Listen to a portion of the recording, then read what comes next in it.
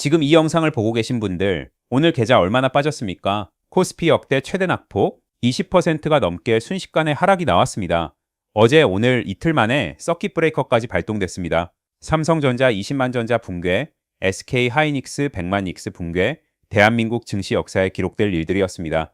지금 많은 분들이 손절하고 싶은 충동을 느끼고 있을 겁니다. 당연합니다. 인간은 공포 앞에서 도망치도록 설계되어 있으니까요. 근데 저는 오늘 딱 하나만 보여드리려고 합니다. 숫자입니다. 1980년 이후 발생한 16차례의 주요 지정학적 위기. S&P 500은 사건 발생 일주일 후 평균 0.3% 하락했습니다. 그런데 1개월 후엔 0.8% 반등, 3개월 후엔 3.1%, 6개월 후엔 5.5%, 그리고 1년 후 평균 수익률은 10.5%. 전쟁이 터질 때마다 시장은 공포에 질려 팔았습니다. 그리고 그 공포의 한가운데서 산 사람들은 1년 뒤 평균 10%를 가져갔습니다. 이라크 전쟁 당시 S&P 500은 3개월 만에 플러스로 반전했고 1년 뒤엔 26%가 올랐습니다.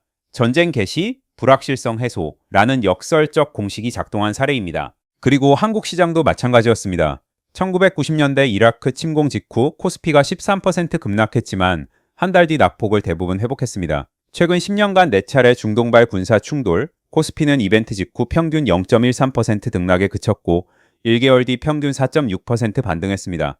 역사는 단 한 번도 예외 없이 같은 말을 해왔습니다. 전쟁 공포에 판 사람은 후회했고 버틴 사람은 수익을 냈습니다. 오늘 삼성전자가 빠진 건 삼성전자 문제가 아닙니다. 지구 반대편 전쟁입니다. 그리고 그 전쟁이 만든 공포가 지금 역사적 매수 기회를 만들고 있을 수 있습니다. 잘 생각해 보십시오. 삼성전자가 가지고 있는 펀더멘털이 흔들려서 주가가 빠지고 있는 것인지 그게 아니라면 하락은 절호의 기회로 작용할 것입니다. 지금 이 순간 삼성전자 주식을 갖고 계신 분 또는 삼성전자에 투자해야 하나 말아야 하나 밤에 폰 붙잡고 고민해 보신 분 정말 고민이 많으실 겁니다. 하지만 오늘 이 영상을 끝까지 시청하신다면 그 고민의 결이 완전히 달라질 겁니다. 저는 오늘 삼성전자 당장 사세요. 목표가 얼마입니다. 같은 말을 드리러 온 게 아닙니다. 그런 얘기는 유튜브에 널려 있습니다. 제가 드리고 싶은 건 딱 하나입니다. 지금 삼성전자를 둘러싸고 일어나고 있는 일들의 진짜 맥락이 무엇인지, 왜 많은 사람들이 삼성전자를 사고도 찜찜한지, 왜 또 어떤 사람들은 이 주식 앞에서 자꾸 머뭇거리는지, 그 이유가 사실은 정보가 없어서가 아니라 잘못된 프레임으로 보고 있기 때문이라는 걸 오늘 이 영상으로 말씀드리겠습니다. 한번 보십시오. 2021년 최고가, 2022년 폭락, 2024년 반등, 그리고 또 다시 흔들림. 삼성전자 주주라면 누구나 알고 있는 이 롤러코스터. 이 차트를 보면서 어떤 생각이 드십니까? 언제 팔았어야 했는데 지금이라도 사야 하나? 그냥 팔고 잊어버릴까? 근데 말입니다. 이 차트를 보면서 타이밍을 재고 있는 동안 세상에서 가장 영리한 돈들은 지금 조용히 다른 것을 보고 있습니다. 그들이 보고 있는 건 삼성전자의 주가가 아닙니다. 삼성전자가 지금 어디에 손을 뻗고 있는가입니다. 2025년이었습니다. AI는 돈이 안 된다는 말이 월가를 뒤덮던 그 해, AI 거품론이 터지면서 엔비디아 주가가 반토막 나던 그 해, 개인 투자자들이 AI 관련 주식에서 손을 털기 시작하던 바로 그 타이밍에 삼성전자가 조용히 그러나 결정적으로 움직이기 시작했습니다. 그리고 2026년 2월 시장은 뒤늦게 깨달았습니다. 삼성전자 사상 최고가 경신. 거품이 꺼지는 순간에 왜 삼성전자만 올랐을까? HBM에서 SK 하이닉스에 밀린 삼성이 왜 갑자기 다시 주목받는 걸까?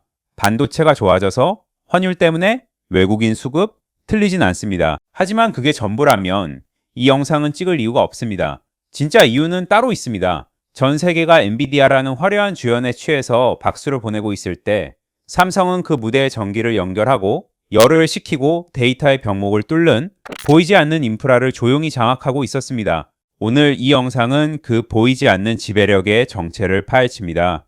AI의 3가지 물리적 한계, 그리고 그 한계를 삼성전자가 어떻게 하나씩 해결하고 있는지 이걸 이해하고 나면 여러분은 다시는 삼성전자의 주가를 예전 눈으로 보지 못하게 될 겁니다. 시작합니다. 지금 이 순간 삼성전자 주식을 갖고 계신 분 또는 삼성전자에 투자해야 하나 말아야 하나 밤에 폰 붙잡고 고민해 보신 분 정말 고민이 많으실 겁니다. 하지만 오늘 이 영상을 끝까지 시청하신다면 그 고민에 수조 원이 쏟아졌던 AI 스타트업들이 조용히 사라졌고 엔비디아 주가는 고점 대비 반토막이 났으며 월가의 베테랑들은 하나둘 AI는 아직 돈이 안 된다고 고개를 저었습니다. 세상이 AI의 미래를 의심하기 시작한 바로 그 순간 삼성전자가 사상 최고가를 경신했습니다. 과연 삼성전자의 올타임 하이 경신, 이것이 우연일까요? 아니면 누군가가 오래전부터 설계한 각본일까요? 오늘 저는 여러분께 단순히 주식 정보만 드리러 온 게 아닙니다. AI가 현실에서 작동하기 위해 반드시 해결해야 할 세 가지 물리적 한계, 그리고 그 한계를 아무도 모르게 먼저 장악한 기업의 이야기를 들려드리려 합니다. 여러분 혹시 아십니까? 챗GPT의 질문 하나를 던질 때마다 구글 검색보다 10배 많은 전기가 소모된다는 사실을요. 질문 한 번에 10배, 그게 하루에 수억 건이 반복됩니다. 2024년 마이크로소프트와 구글, 아마존이 발표한 데이터 센터 신규 투자 금액을 모두 더하면 500조 원이 넘습니다. 그 데이터 센터들이 가동되려면 전기가 필요하죠. 엄청난 양의 전기가. 그런데 문제가 생겼습니다. 버지니아주, 전 세계 데이터 센터의 70%가 몰려있는 이곳에서 지역 전력망이 포화 상태에 도달했다는 경고가 나왔습니다. 아이러니하게도 AI 때문에 전기가 모자라는 시대가 온 겁니다. 이건 기술의 문제가 아닙니다. 물리의 문제입니다. 아무리 훌륭한 엔비디아 H100 칩이 있어도 전기 콘센트가 없으면 그냥 비싼 플라스틱 덩어리입니다. 그래서 빅테크들이 아주 조용히 움직이기 시작했습니다. 마이크로소프트는 폐쇄됐던 펜실베이니아의 스리마일 섬 원전을 재가동시켰습니다. 구글은 소형 원자로 회사와 장기 전력 구매 계약을 맺었습니다. 아마존은 원전 부지 바로 옆에 데이터 센터를 짓겠다고 발표했습니다. 원자력이 돌아오고 있습니다. 그것도 완전히 새로운 형태로 바로 SMR 소형 모듈 원자로입니다. 기존 원전이 축구장 크기라면 SMR은 농구장 크기입니다. 건설 기간은 10년에서 3년으로 줄어들고 안전성은 기존 원전보다 압도적으로 높습니다. 그리고 무엇보다 데이터 센터 바로 옆에 지을 수 있습니다. 삼성전자는 여기에 투자했습니다. 조용히 언론에 크게 보도되지 않게. 그런데 여러분, 생각해 보십시오. 전기를 만드는 것도 중요하지만 그 전기를 손실 없이 전달하는 것도 전쟁입니다. 송전선 변압기, 전력기기, 갑자기 여러분이 TV에서 한 번도 관심 가져본 적 없는 이름들이 뜨기 시작했죠. HD 현대일렉트릭, LS에코에너지, 효성중공업, 이 기업들이 왜 2024년부터 수직으로 상승했을까요? 왜 외국인들이 조용히 이 기업들을 담기 시작했을까요? AI 데이터 센터에 전기를 공급하는 전력 인프라가 폭발적으로 수요가 늘었기 때문입니다. 삼성전자가 AI 메모리를 팔면 그 메모리가 들어간 서버를 운영하려면 전기가 필요하고 그 전기를 공급하는 변압기와 송전 기기의 수요가 폭등합니다. 삼성전자의 성장은 혼자 일어나는 것이 아닙니다. 하나의 생태계가 동시에 움직이는 겁니다. 그 생태계의 첫 번째 층이 에너지입니다. 자, 이제 전기 문제는 해결됐다고 칩시다. 다음 문제가 기다리고 있습니다. 엔비디아의 최신 칩 블랙웰 B200, 연산 능력은 전 세대보다 5배 이상 강력합니다. 소비 전력은 얼마냐고요? 무려 1000W입니다. 선풍기 100개를 동시에 켜는 것과 같습니다.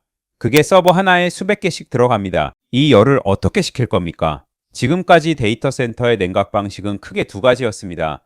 거대한 에어컨으로 공기를 차갑게 만들거나 차가운 물을 파이프로 돌리거나.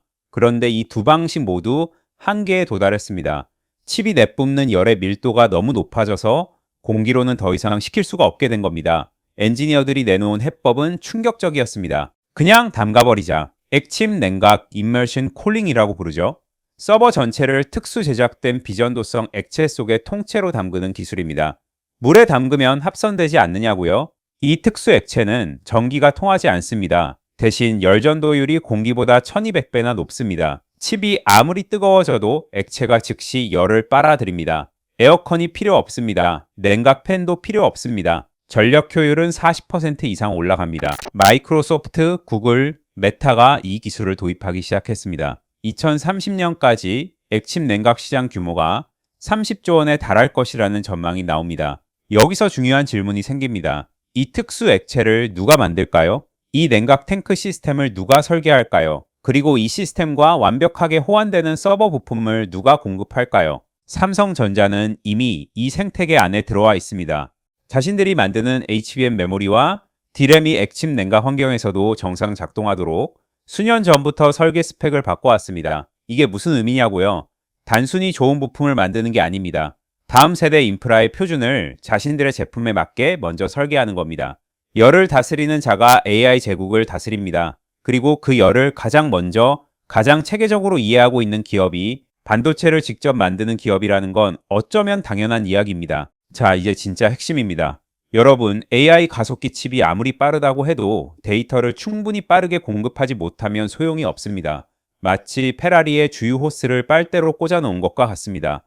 엔진은 미칠 듯이 강력한데 연료가 따라오질 못하는 상황, 이것이 현재 AI 칩이 직면한 가장 심각한 문제입니다. 업계에서는 이걸 메모리월이라고 부릅니다. 그래서 등장한 것이 HBM, 고대역폭 메모리입니다. D램 칩을 수직으로 층층이 쌓아서 데이터 전송 속도를 일반 메모리보다 10배에서 15배까지 끌어올린 기술입니다. 엔비디아 GPU 하나에 HBM이 들어가 있고 현재 이 HBM 시장에서 SK 하이닉스가 점유율 1위를 달리고 있습니다. 맞습니다. 솔직하게 얘기하겠습니다. HBM 4세대에서 삼성전자는 SK 하이닉스에 뒤처졌습니다. 엔비디아 납품 일정도 지연됐습니다. 시장은 삼성전자를 2류로 대우하기 시작했죠. 언론이 떠들었습니다. 삼성 반도체의 몰락, SK 하이닉스의 시대. 그런데 말입니다. 여기서 우리가 놓친 것이 있습니다. HBM은 분명 빠릅니다. 하지만 용량에는 한계가 있습니다. 현재 가장 큰 HBM도 GPU 하나에 붙을 수 있는 용량은 제한적입니다. AI 모델이 점점 거대해지면서 이 용량의 한계가 새로운 병목이 되기 시작했습니다. 더 빠른 것을 넘어 더 큰 것이 필요한 시대가 온 겁니다. CXL, 컴퓨터 익스프레스 링크, 발음도 낯선 이 기술이 지금 AI 인프라의 판을 조용히 뒤집고 있습니다. CXL을 한마디로 설명하면 이겁니다. 기존에는 CPU, GPU, 메모리가 각자의 우물에서 데이터를 끌어왔습니다. 연결이 느리고 각자 따로 놀았죠. CXL은 이 모든 것을 하나의 거대한 공용 메모리 풀로 묶어버립니다. CPU가 필요하면 여기서 끌어쓰고 GPU가 필요하면 여기서 끌어씁니다. 용량 제한이 사실상 사라지는 겁니다. 메모리를 마치 레고 블록처럼 무한정 덧붙일 수 있게 된다고 생각하시면 됩니다. 그리고 이 CXL 기술의 특허와 핵심 기술 스택을 가장 많이 보유하고 있는 기업이 바로 삼성전자입니다. SK 하이닉스가 HBM이라는 단거리 달리기에서 앞서 나갔다면 삼성전자는 CXL이라는 마라톤에서 결승선을 먼저 설계하고 있는 겁니다. 이것이 2026년 세상이 삼성전자의 턴어라운드를 얘기할 때 진짜 일어나고 있는 일의 본질입니다. 단순히 반도체 업황이 회복되는 게 아닙니다. 게임의 룰 자체가 삼성의 유리한 방향으로 바뀌고 있는 겁니다. 자, 이제 마지막 장면입니다. 지금까지 우리가 이야기한 건 모두 서버의 이야기였습니다. 거대한 데이터 센터와 클라우드 속에서 돌아가는 AI. 하지만 AI는 지금 이동하고 있습니다. 클라우드에서 여러분의 손 안으로 말이죠. 2025년 2월 공개된 갤럭시 S25, 그리고 그 다음을 향해 달려가는 갤럭시 S26. 이 기기들은 단순한 스마트폰이 아닙니다. 인터넷 연결 없이, 서버 통신 없이 내 손 안에서 AI가 직접 구동되는 온디바이스 AI의 전초기지입니다. 인터넷이 끊겨도 통역이 되고 클라우드에 올리지 않아도 문서 요약이 됩니다. 내 일정, 내 건강, 내 소비 패턴을 서버에 보내지 않고도 분석할 수 있습니다. 이것이 프라이버시의 혁명이자 동시에 AI 칩의 새로운 전쟁터입니다. 그리고 이 전쟁터에서 싸우려면 저전력으로 강력한 AI 연산을 처리하는 칩, 그 칩에 빠르게 데이터를 공급하는 메모리, 이 모든 것을 설계하고 제조하는 파운드리가 필요합니다. 에너지, 냉각, 메모리, 파운드리, 그리고 최종 소비자 기기, 이 5개의 고리를 하나의 회사 안에 모두 가지고 있는 기업이 지구상에 몇이나 될까요? 애플은 기기와 칩을 가졌지만 메모리와 파운드리가 없습니다. 엔비디아는 칩 설계를 가졌지만 제조가 없습니다. TSMC는 파운드리를 가졌지만 최종 기기가 없습니다. 삼성전자는 이 모든 것을 갖고 있습니다. 2026년 19만 전자를 만든 힘의 정체가 이겁니다. 주가가 괜히 오른 게 아닙니다. 시장이 삼성의 진짜 가치를 뒤늦게 발견하기 시작하는 겁니다. 엔비디아가 AI라는 황금 광산에서 삽을 팔아 돈을 번 회사라면 삼성전자는 그 광산 전체의 지형도를 그리고 도로를 깔고 전기를 연결하는 회사입니다. 무대 위의 주인공은 화려하게 빛납니다. 하지만 그 무대를 설계하고 조명을 다루고 전기를 공급하는 사람 없이는 단 1초도 공연이 이어질 수 없습니다. 지금 삼성전자를 보는 것은 차트를 보는 것이 아닙니다. 인류가 AI와 공존하기 위해 지금 이 순간에도 땅속 깊이 파이프를 붓고 하늘 높이 전선을 올리고 바다 건너 칩을 실어 나르며 건설하고 있는 거대한 문명의 지도를 보는 것입니다. 당신은 이 지도에 어디에 투자하고 있습니까? 단순히 삼성 사야 해가 아니라 왜 지금 이 시점에 삼성전자라는 기업이 가진 구조적 의미가 무엇인지 그 맥락을 함께 읽어드리고 싶었습니다. 그리고 오늘 뭐 특별한 건 아니지만 제가 나름대로 삼성전자의 이런 큰 흐름에 편승해서 앞으로 좋은 퍼포먼스를 보여줄 수 있을 것 같은 종목들을 몇 개 추려봤는데요. 필요하신 분들은 010-5528-2156 지금 화면에 보이는 제 번호로 삼성전자라고 문자를 남겨주시면 제가 확인하는 대로 보내드리도록 하겠습니다. 장난 전화하시면 계좌가 파랗게 물들 수 있게 제가 간절히 기도드리겠습니다. 그리고 이 영상이 도움이 되셨다면 좋아요와 구독 잊지 말아주시고 다음 영상에서는 CXL 이후 삼성이 노리는 차세대 파운드리 전쟁을 다뤄보겠습니다. 고맙습니다.